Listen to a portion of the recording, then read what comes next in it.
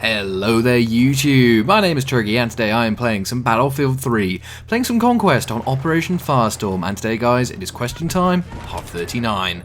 Yet again guys, you have submitted some superb challenges and questions, and today, well, I'll be playing some Battlefield and answering your questions. Now, I'm sure some of you will be going, hang on, I don't recall seeing any challenges to do with Operation Firestorm, and you'd be quite correct. Unfortunately, time has beaten me, quite frankly, with all the sim racing and whatnot I've been doing as of late. I haven't had much chance to attempt your challenges and, well, in general, actually game, to be honest. But what I do have for you today is some gameplay from Operation Firestorm. Joined the game, and, well, this was a 50-minute odd game, so long, in fact, I didn't actually capture all of it as I was playing, amazingly enough. But anyway, what you'll be seeing, I'm not sure if I'll be able to fill the full 40-odd minutes, it's going to be a long one. But what you'll be seeing is a fight back. We sort of start the game, minus 200 tickets, and we give the enemy a damn good hiding. You see lots of awesome little moments. I have some friends join in as well. Yeah, basically what I want to try and do is, well, first of all, show off this really good, comeback, proper PTFO action all the way through, showing that, never give up. You can always pull something back from the brink. But also get the opportunity to answer more of your questions than I would do normally. I've got a bit of time today, so I fully intend to use it. So first of all, I'm going to kick off with some questions which have been asked quite a few times in sort of previous question time videos, and well, I am going to answer them here and now. Kicking off with a question from Dow Live 1, and they ask, what do I think of the fact that Battlefield 4 is going to be an 18? Well, what do I think of it? Well, as someone who is older than the age of 18, it doesn't really affect me that much. Evidently, the fact it's been given an 18 certificate, if you're under the age of 18, you're not meant to have possession of it. It speaks volumes, I think, really, of how shooters and whatnot go these days. It seems to me that, well, evidently there's something in it which is fairly violent. Typically say, online multiplayer first-person shooter, maybe a 16, something like that. That would be a bit more expected. Evidently there's something which Battlefield is keeping back which will make it the 18, more than likely something in the single player, I would expect. So yeah, it's interesting that it is an 18, and well, as someone who is 18, it's not going to, or over the age of 18, it's not really going to affect me that much. So yeah, I'm not sure really if there's much more to say other than that, to be honest. Dow Live, thank you for asking the question, and apologies it's taken a little while to get to it. Next question comes from Luke Calls, and they ask, would I consider playing PlanetSide 2? And the answer is absolutely. Massive open battles a la Battlefield? Heck yes. The thing has been, though, that I just really haven't had the chance to actually get a go with it. A game has come out or something's been going on, and I just haven't had a proper chance to sit down and play it. But it is coming to PlayStation 4, and I'm definitely going to give it a very serious look over there, and more than likely I'll probably play it on PC if I get properly into it on PlayStation 4. So yeah, it's on my radar. Unfortunately, I just haven't had any time to really invest any serious amount of time into it. So yeah, hopefully that answers that, Luke. Thank you very much for the question there. Next question comes from John Barnard, and they ask, did I watch the new Call of Duty reveal? And if so, will I be getting it? So no, I didn't watch the new Call of Duty reveal, and will I be getting it? Very unlikely. The reason being is that, to me, Call of Duty is kind of plateaued. It's the same old almost. That, to be honest, it's kind of, I think it's had its day. I think back to Call of Duty 4, and playing that for the first time online, and you got that sense that it was something a bit more to it. There was something special, something more than just, running around shooting one another, right? The thing with Call of Duty these days is it feels to me like the same old formula. There's nothing to make me come back, as it were. All it is that the settings and the weapon skins have changed. It's the same gameplay style and all the rest. And it doesn't have kind of the elements, the pillars that Battlefield has, which will make each game sort of different, unique, and therefore make me, keep playing it. So yeah, the reveal, I mean, there's obviously showing off all the bits of new Call of Duty Ghosts, and yeah, it's all well and good. I do find it quite interesting that they're now adding destructibility and dynamic environments and everything else. Battlefield did it first. Evidently, Call of Duty are having to respond, which is understandable. And it just looked like more of the same, to be honest. I was given Black Ops 2 for Christmas last year, or 2012, sorry. And I've maybe put an hour's worth of time into that game and got bored of it because it was just the same as Black Ops 2, which is the previous Call of Duty game I played. Whereas Battlefield 3, got that on day of release, and I still play it relatively actively to this day. Clocked up nearly 500 hours now, and it doesn't get boring. I get frustrated for sure, but it's not like Call of Duty where it just feels I'm playing the same thing over again. So yeah, I did see it, and will I be getting it? Probably not. Not unless they announce something which is completely shake the ground to the core different and gets my attention again. So John, thank you very much for your question there. Hopefully that answers that for you. Next question comes from Mango1992, and they ask, what do I think about the possibility of Michelin possibly returning as a tyre supplier to Formula 1 next year? Well, it's quite a turn up for the books, and certainly, Pirelli have had a bit of stick this year with their tyres, with their, reliability. I mean, Silverstone was damn right dangerous, but, there were other factors in play in that case. Michelin coming back? Well, it could be interesting, very interesting indeed. I remember back to sort of the days where Goodyear and Bridgestone used to compete, and then it was Bridgestone and Michelin.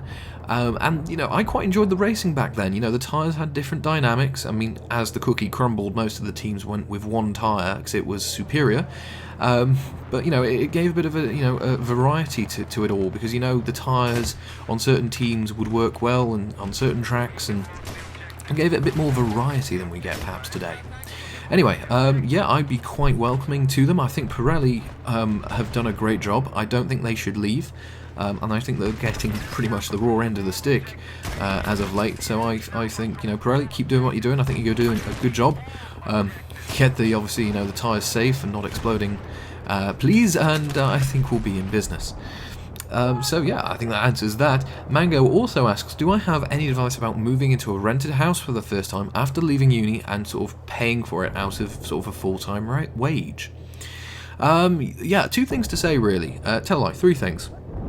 First of all, keep the place clean. And this is something which I've started to do more and more, I guess, as I've sort of stayed in the place I'm in now. I've been here for a year, as it happens. And basically, just keeping the place clean, just doing a little bit and often, definitely it helps. Obviously keeping it clean means, it's a nice environment to be in, all this kind of jazz. But moreover, it means that, you don't have to all of a sudden one day do, like, if you will, a deep clean of the place. And, if the landlord comes around and, catches you off guard, the place is a mess, it's not particularly endearing. Second thing, bills. Try and budget and everything else as much as you can.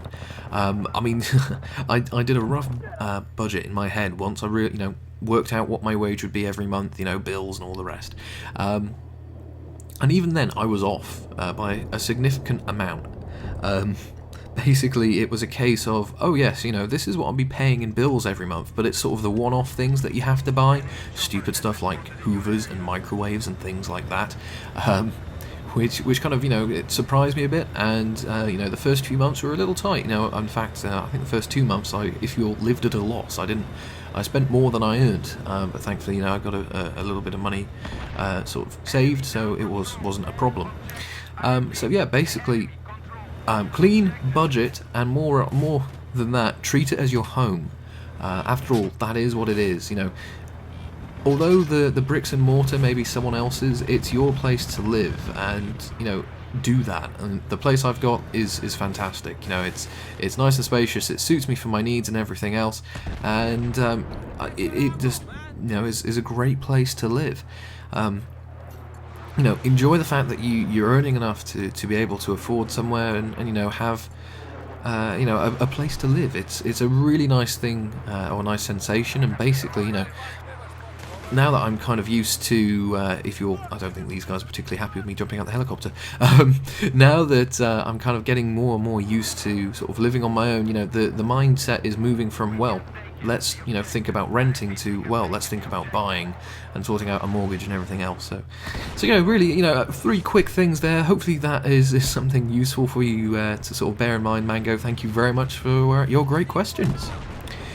Next question comes from You're All Noobs 8943, and this is a question I've been meaning to answer, and it's a cracking question.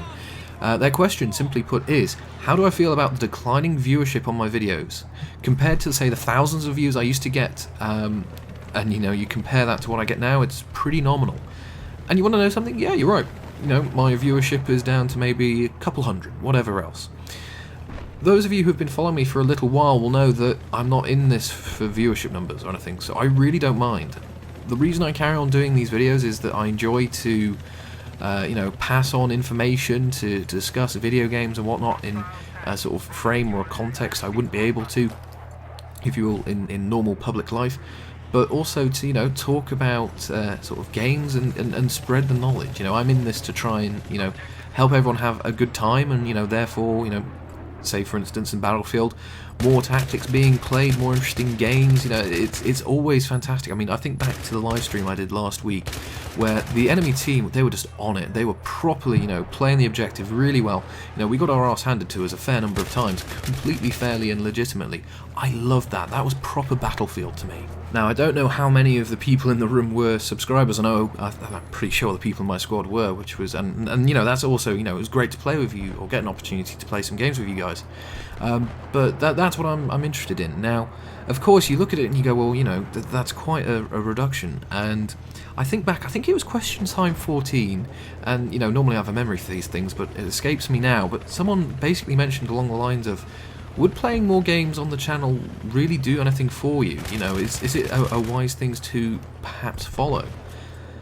And the thing is, YouTube is a tricky old business, and I've said this a fair few times in question times and other places as well, that frankly, and this is just my thoughts on this, I want this the channel to kind of represent the games I play. I don't want to be someone who's locked into just playing Battlefield, as some of the bigger guys are, because that's who their audience are. I much rather keep things varied and stay a small little channel and whatever else, than be this person who gets thousands and thousands and thousands of views on YouTube and live life on YouTube. No disrespect to you guys, but I don't want to go into YouTube as like my day job. I love to program, I love to do the job that I'm doing, and that's very much what I want to carry on doing. So all in all, yeah, I'm not really, well, I wouldn't say that I'm bothered. I want to make sure that I keep making good quality videos and everything else. I ask you guys at the end of every video, like, dislike, whatever you felt the the video deserved, and it's always been positive. So I'm going to keep going with the sort of style and tack that I have been to date, and Battlefield 4 isn't that far away, and believe you me, between that, GTA 5, and, well, Payday 2 as of late, I'm sure I'm going to be very, very busy, and you're going to see plenty of stuff from me. So yeah, You're All Noobs, thank you very much for a very interesting question there.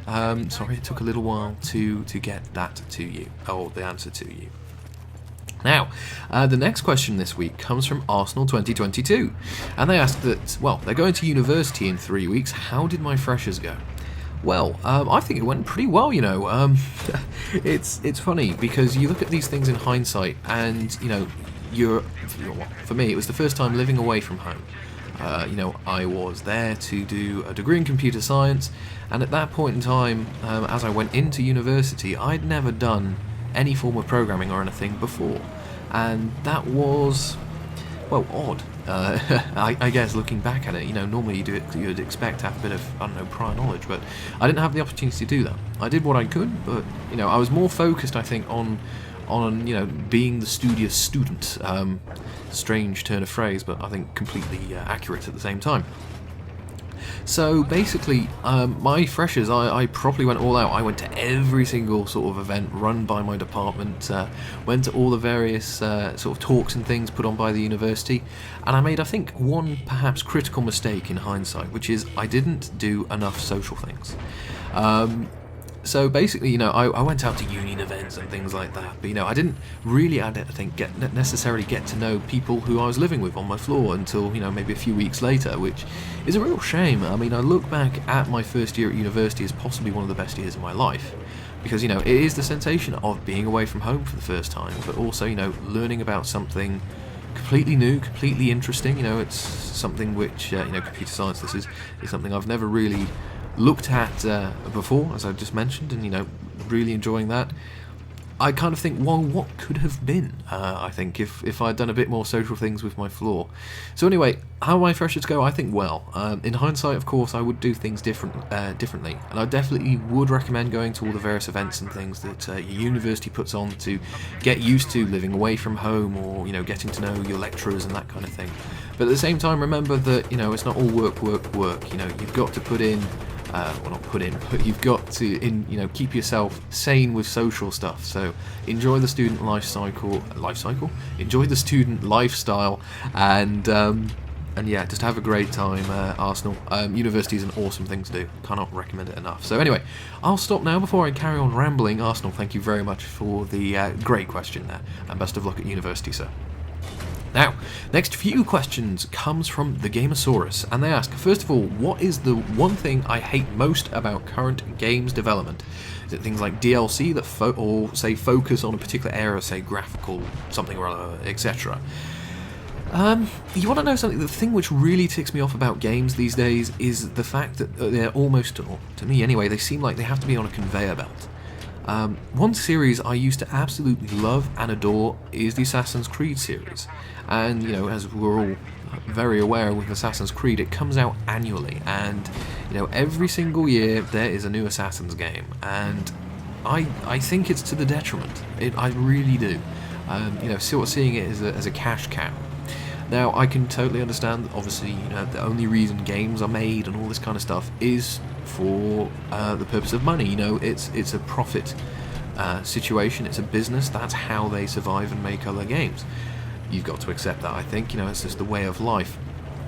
But I do think that because the development team, first of all, it became huge. It's like 400 or 500 people, I believe, in Assassin's Creed case, and that's why you always stop, look and listen at junctions.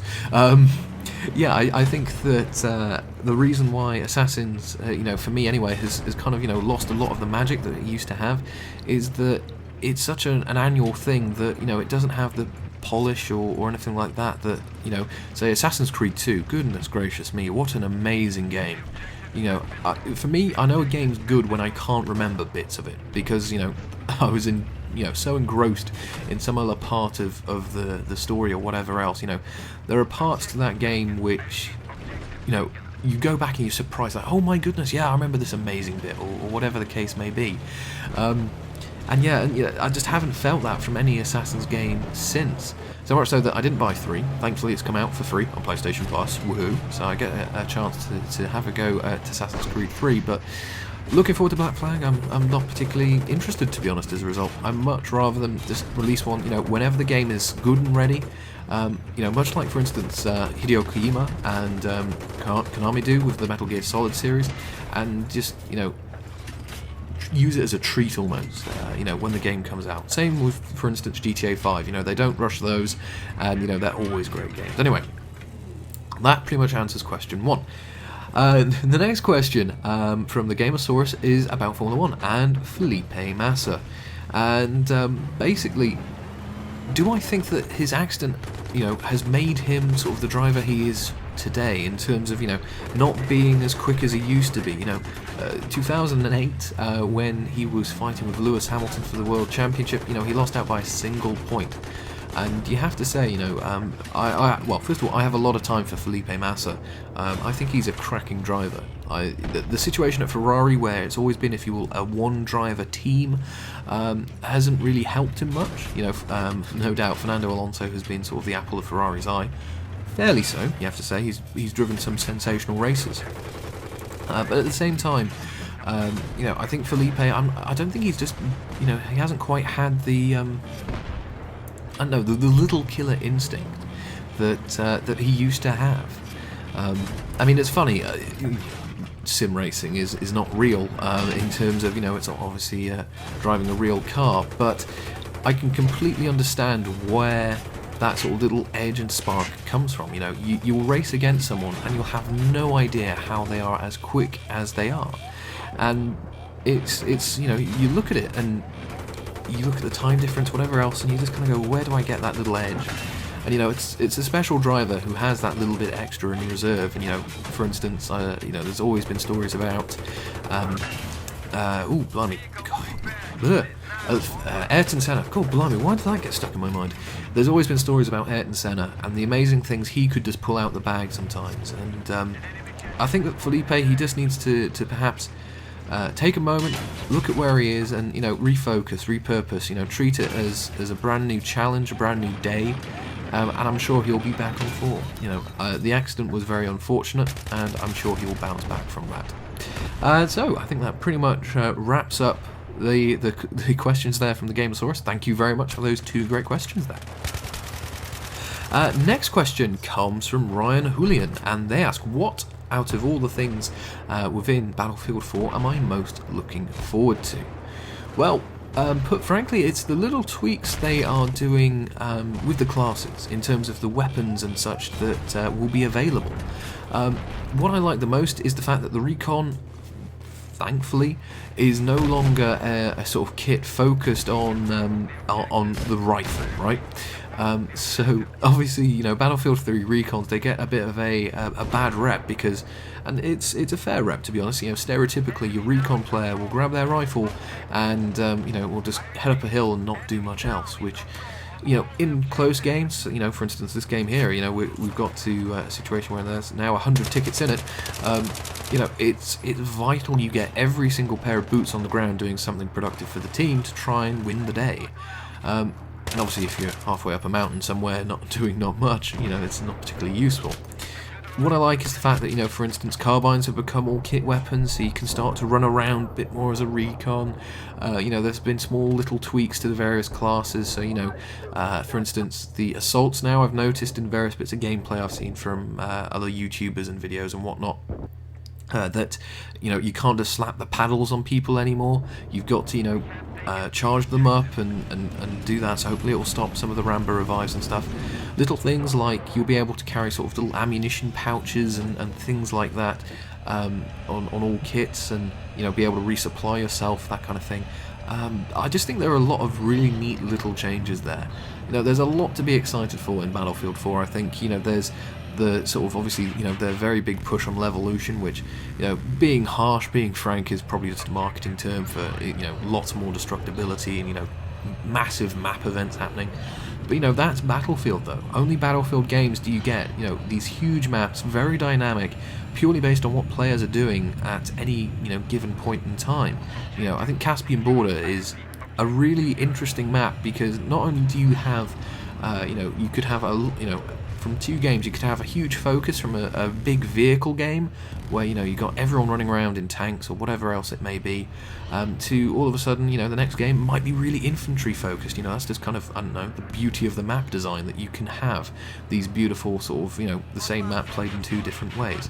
And, you know, the Levolution will play into that. You know, if all of a sudden you've got, I don't know, for instance, a huge infantry fight on the Siege of Shanghai map, and, you know, the tanks on the opposition force, say you control it, take out the tower. Oh look, where's your advantage gone? Well, in the water. So you know, I'm really looking forward to, in particular, the kit changes, but in general, you know, just lots of little tweaks and things. You know, silly little thing, but something which I think is very, very nice, or a nice feature to be added, is that I was watching some gameplay only today of Level Cap, and some footage he captured running around with all of the various assault rifles in the game. And it was things like, you know, when his soldier was injured and he put his health kit down, you know, little things like he'd just catch his breath and you know, and just little things like that, just little audio cues and things like that to sort of say, right, I'm healthed up, let's go. Just, I don't know, I've got a feeling that it's got to be more than Battlefield 3.5, which a lot of skeptics were kind of, you know, saying early on. It's going to be a full new iteration of the game that we all love, and I'm really looking forward to, well, the start of October when the beta is released, and then of course the full release at the end of that month. So yeah, Battlefield 4, lot to look forward to. personally, I'm most looking forward to the kit changes. So Ryan, thank you very much for your question there. I'll now move on to another question from DowLive1. And they ask, what do I think of the new little minigame Plants vs Zombie Garden Warfare, and do I think that DICE could go overboard with the whole Levolution thing in Battlefield 4? Really good question. So first of all, the Plants vs Zombie thing, I'll preface this by saying I've never played a Plants and Zombies game. You know, it's not my kind of thing. But when I was watching the EA press conference at, or during E3, I should say, I saw that. I saw them sort of demo that, and I thought that's really neat. I quite liked it because it reminded me a lot of. Well, first of all, it's a proper children's game, right? So the thing with a lot of games I see today, and perhaps it's because I'm an adult now, is that when I was growing up, a lot of games, it was the likes of Crash Bandicoot or Spyro or Sonic or Mario, lots of kids games were around. Whereas today, you talk to a 10, 11, 12-year-old, they'll be playing GTA or Call of Duty or something, games which are intended for a more adult audience.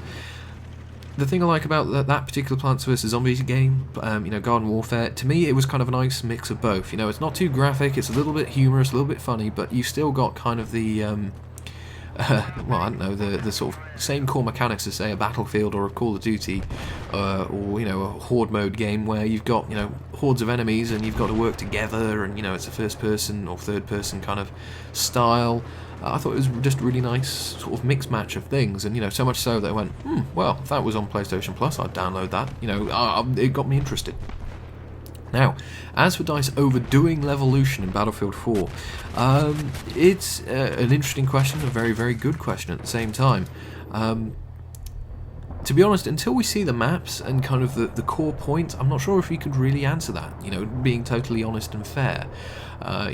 I'm sure that the map designers at DICE, they're top people, they know what they're doing, and especially we say with the next gen consoles being 64 players, they're not going to have too many problems in terms of pardon me, as they do now with the current gen PC, where we've got Firestorm, which, put frankly, on consoles is a bit of a ghost town.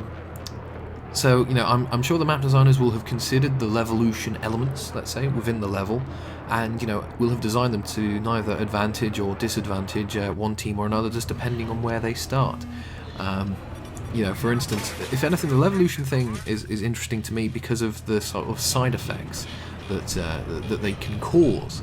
So, for instance, again, Siege of Shanghai map, when you drop that skyscraper, well, a team has lost, obviously, the high ground, let's say. But at the same time, obviously the skyscraper collapsing, lots of debris, but more importantly, lots of dust.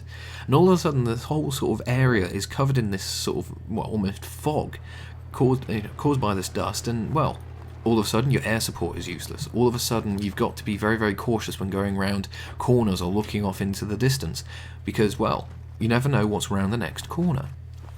So, I'm interested in the Levolution stuff. I'm sure that DICE won't overdo it. We've got to see what they bring to each level, really. For instance, I've seen some footage from one of the trailers, I think it must have been the Levolution trailer, of a dam appearing to crack and water come through. It's going to be interesting to see how all these things, play out. Oh, look, all of a sudden the land maps turn into a sea map, that kind of thing. So, I'm sure DICE will get the balance right. I'm looking forward to the Levolution, as I've said with lots of other things in Battlefield 4, just to, add to the already amazing sort of dynamic which is the battlefield. So DowLive, thank you very much for your additional question there. Great questions there. Next question comes from Michael Elving, and they ask, do I think that ranking up in modern video games is too easy, and how would I change it to be a better ranking system? So I personally think that the best ranking system that anyone could have really devised already exists. And, well, basically it's the system that Battlefield 2 Modern Combat had. Now, yes, I'm going back to Battlefield 2 Modern Combat, back on the PS2, the Xbox, and the Xbox 360. And with good reason. Their level up system rewarded both experience and consistency, which basically no multiplayer game I've played as of late has done. If I were to, for instance, play Battlefield 3 enough, I would hit Kernel 100. Does that mean that I'm a good player? No, it just means I've played the game enough to get enough XP. What indicates that I'm a good player is, points per hour, things like my skill ratio, how many objectives I've captured, you know, the kit bits, you know, how many heals I've put on the field, how many ammo kits I've put down, that kind of thing. XP isn't a good indicator for that. You know, it's just a value, right? What Modern Combat did is it had that value, and you needed to get to a certain value to well, go up in levels. But what you also had to do was prove that you were consistent and that you could achieve. So what the system would do is basically, in order to go up levels, you had to get medals, but also get to a minimum points per hour value. And what that would do is basically, well, the medals and things that you had to get would be things along the lines of, you know, kill, for instance, this was a really difficult one, kill 4 enemies using an assault rifle without reloading. Now you might go, well, that doesn't sound too bad. Just the way that the weapons and things were in Modern Combat, it wasn't easy. And in fact, I can tell you the story. It's vivid in my mind, right? And this is what you know, all the medals were like this. You know, they were tricky to get. If you could get them, you would prove your worth. That medal, me getting it, I was playing on a map called A Bridge Too Far. I've talked about it in previous videos, and I was playing Capture the Flag, and I was playing what was the assault class. Using an M416. And you know, I sort of said to myself, right, okay, look, the sort of this flag situation is good. We've captured a few. We're keeping the enemy off. Let's see what I can do. Let's see if I can get this medal in the bag. So what happened was, this map was very similar, if you will, to Noshare Canals. Lots of containers, some buildings, you know, varied environment, let's say. And I found myself in amongst the containers, and I came across one guy and I shot him. I used, I don't know, 5-6 rounds of the 30, and I thought, okay, not too bad. And yeah, I came across someone else and I used, I think, about 10. So I was down to half my magazine. I thought, this is getting a bit close. And I thought, you know, is it worth it? Should I, you know, just get on with you know, trying to score another flag or whatever else? So I actually went across to, there was a building near the enemy flag, and it was on the Chinese side, where basically there was a buggy spawn, like a, you know, jeep, and there was a little roof basically, and there was a staircase up to this roof. And I thought, tell you what, I'll go up there and I'll just see where players are running to on the opposition team, because then I would know, oh, okay, so these guys, you know, they tend to be pushing on this side, so hopefully, you know, I could catch them off guard and perhaps be able to kill them fairly easily, you know, sneak up behind them or something. And as it happened, I walked up the staircase and I think my phone rang. So there was a low wall. I thought, okay, I'll just take cover behind this thing. I don't think there's anyone seen me come up here, so I should be fine. So I take cover behind this little low wall, and what do I know? A few seconds later, enemy walks by me.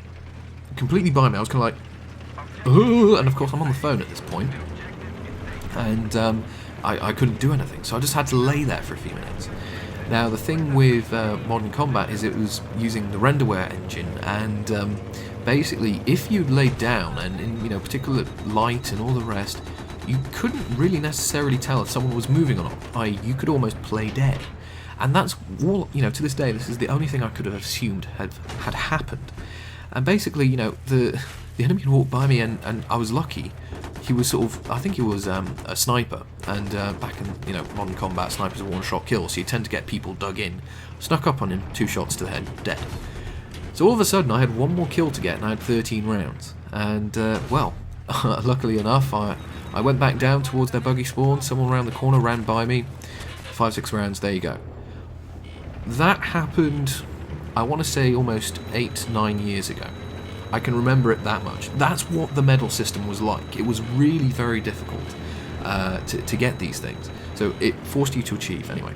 The other thing was the points per hour thing. So you had to consistently score points in order to go up levels.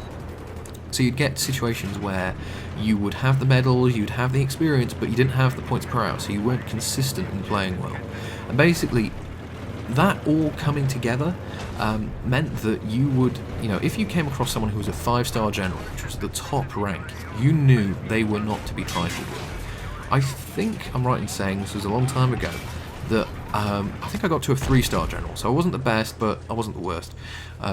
I'm pretty sure that from that rank, if you played really badly for a significant amount of time, you could demote all the way back to Sergeant. Demote. I think they need to bring that concept back. Anyway, long story short, I'm really rambling. Yeah, I think that modern video game sort of experience systems are too easy. Bring back the difficulty, bring back the sort of reward and challenge of sort of, I don't know, the points per hour and medal system, and I'll be a very happy boy indeed. So Michael, thank you very much for that great question there. Got me reminiscing. How about that? Next question comes from xsambo94, and they ask, if I won the Euro Millions, what would I do with my winnings? And for those of you who aren't in Europe, that's basically a Europe-wide lottery. And typically very big jackpots. What would I do with the winnings? Well, first of all, I would give at least half, probably more, to charity. I'll probably figure out what I'd need to live comfortably for the rest of my life, and I would give the rest away to charity. I don't know, I'll probably do something a little sensible, like, I don't know, setting up a trust fund, so, put enough in the bank so it would pay for itself, and, there'll be money generated every year, and just give the money to charity. Put frankly, we're on this earth for a finite amount of time, and as long as you can live comfortably and enjoy your life, do what you want to do, there's no need to have more than you've got, really, I think. So that's what I'd do. I would, make sure that I was comfortable for the rest of my life, and, try and help others as others have helped me as much as I can. So, Xambo, there you go. Thank you very much for the questionnaire. Hopefully that answers that for you. Next question comes from David Dooley, and they ask, how long does it take to unlock thermal kills, or thermal attachments through kills? And I'll presume this means in Battlefield 3. I'm pretty sure most of the weapons it's 100 kills. So you'll get your first service star and your dog tag, and I'm pretty sure you get your thermal sight there. I think there are a few exceptions to the rules, although I can't recall them off the top of my mind at this point. Anyway, so David, hopefully that helps you there. Thank you very much for the question. Next question comes from Mr. Ruby1000, and they ask, what are my thoughts about the rangefinder being added, or as an option, to sniper rifles in Battlefield 4? Do I think it'll be a nice feature, or will it make the sniping too easy? I think it's a nice feature. I don't think it's going to help with making sort of the game too easy. I think you can zero the weapon, so if you've got it, evidently, obviously you'll be able to snipe at range quite a bit more easily, and well, hopefully if you can snipe at range, if people do choose to sit up on hills, at least they'll be accurate. But I think it's going to take up a sort of equipment slot, and it means you might not be able to have a quick pull bolt or an extended magazine or something like that. So there will be cons to having it, and I welcome it. I think it's a great thing to have, and I'm looking forward to using it on rifles that I'll use. So yeah. I see it as nothing but a good thing, and I'm sure that the DICE will balance it in such a way that it is not too strong or anything like that. So yeah, Mr. Ruby, thank you very much for the question there. Now, next few questions in fact, comes from Sneaky Dragon 22, and they ask, well, first of all, what's the most embarrassing thing that has ever happened to me? Do I think that every driver in Formula 1 should get the same car and specification, so it's a true sort of level playing field? And have I seen the trailer for Rush, which is a film, and what do I think about it? So, what's the most embarrassing thing which has ever happened to me? Off the top of my head, there's one thing which jumps to mind, which is when I was 7, it was actually my 7th birthday, 7-year-old birthday party. On the day, I was on like a jungle gym thing, and yeah, I fell off the thing from a fair old height for a 7-year-old, and yeah, that was basically my birthday party over. Literally got there, 2 or 3 minutes, gone. I don't think I had to go to the doctor, but it was close. Head first onto the floor from, I don't know, 2 or 3 meters. Not particularly nice. Anyway, so that was pretty embarrassing. Hooray, birthday party over. Not great, but oh well. Do I think Formula 1 drivers should all get the same car? It'll be interesting. This concept has been tried. A1GP, where the teams were all given the same car, but it didn't work because the drivers would not come because the money was not there. I'm not sure if having the same car would make Formula 1 interesting, to be honest. The part of the attraction is obviously different teams and manufacturers and all that jazz. So yeah, I'm not sure that would suit Formula 1, but it would be interesting to see what racing would be like, and the Race of Champions, which happens every year, I think is a great demonstration of what drivers can do in the same equipment. And finally, have I seen the trailers for Rush? Yes, I have. It's a film about Formula 1, about James Hunt and Niki Lauda, as I have said in the past. I'm a huge fan of James Hunt, and yes, I'll be seeing that film most definitely. It looks just looks like a great film, all in all. It perhaps perhaps won't be the most accurate portrayal of the time, but the drama and things between those two drivers, as per Senna and Prost and other battles, Schumacher and Hakkinen, it's a great battle and I'm sure a great story. So I'm looking forward to that film a lot. So Sneaky Dragon, thank you very much for your great questions there. Next question comes from Lewis Williams, and they ask, well, as a former console gamer who is turning to PC, do I have any sort of games or tips, advice? Yeah, so one thing I've come across basically from playing some PC stuff is to get, well, first of all, a high DPI mouse, but to not set it on hyper high sensitivity.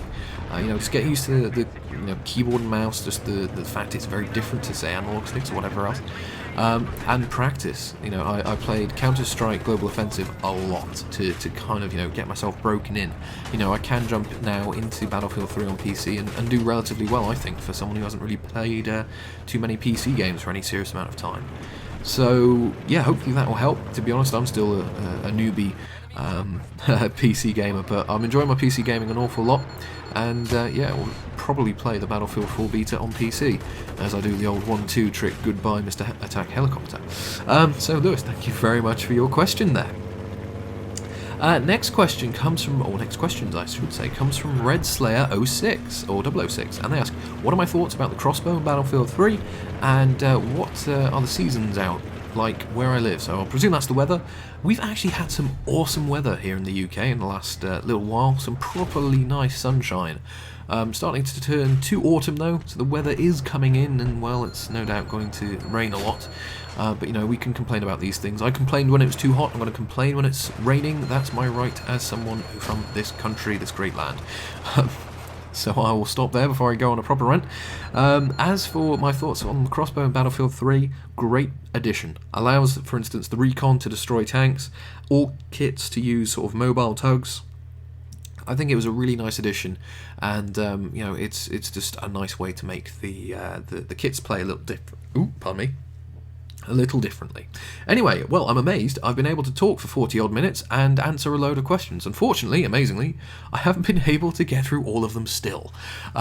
So I'll have to save some of these for the next question time. But guys, thank you very much for watching and submitting your great questions and everything else. I will be getting to your challenges for next question time. That is a promise. And yeah, thank you very much for submitting your challenges and your questions. As always, if you have any questions you'd like me to answer on gaming, life, or anything in between, feel free to leave it in the comments below. Same with challenges. I'll try and attempt a couple from this video, or 38, and well, from the comments from 39. And yes, if you could leave a like, dislike, whatever you believe the video deserves, that'd be fantastic. And if you want to see some more content from myself, you can always subscribe. So guys, thank you very much for watching. I hope you've enjoyed the video. I've been Chuggy, and I'll see you next time out on the battlefield.